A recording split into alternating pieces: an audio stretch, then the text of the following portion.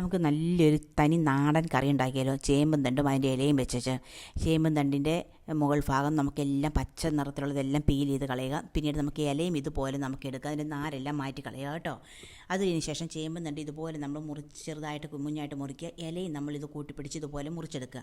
ഈ മുറിച്ച് വെച്ചിരിക്കുന്ന ചേമ്പും തണ്ടുണ്ടല്ലോ, അതിലേക്ക് ഒരു സ്പൂൺ ഉപ്പിട്ടിട്ട് അതിലേക്ക് നന്നായിട്ട് കൈ കൊണ്ട് ഇങ്ങനെ പിഴിഞ്ഞ് അതിലെ വെള്ളം കളഞ്ഞ് വേറൊരു പാത്രത്തേക്ക് മാറ്റി വെക്കണം.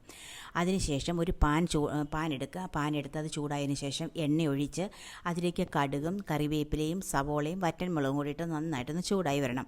അതൊന്ന് നന്നായിട്ട് ചൂടായി വന്നതിന് ശേഷം മുറിച്ച് വെച്ചിരിക്കുന്ന ഈ പിഴിഞ്ഞ് വെച്ചിരിക്കുന്ന തേമ്പിൻ്റെ തണ്ടില്ലേ, അത് ആദ്യം ഒന്ന് ഇട്ട് കൊടുക്കുക. അതിന് ശേഷം ഒരു മുറി തേങ്ങയും കരിയാപ്പിലയും ആവശ്യത്തിന് പച്ചമുളകും ലേശം മഞ്ഞൾപ്പൊടിയും ഇട്ട് കൈ കൊണ്ടാട്ടോ നമ്മൾ കറിവേപ്പിലയും കൂടിയിട്ട് കൈ കൊണ്ട് നമുക്ക് നന്നായിട്ട് ഞെരടി കൊടുക്കണം കേട്ടോ.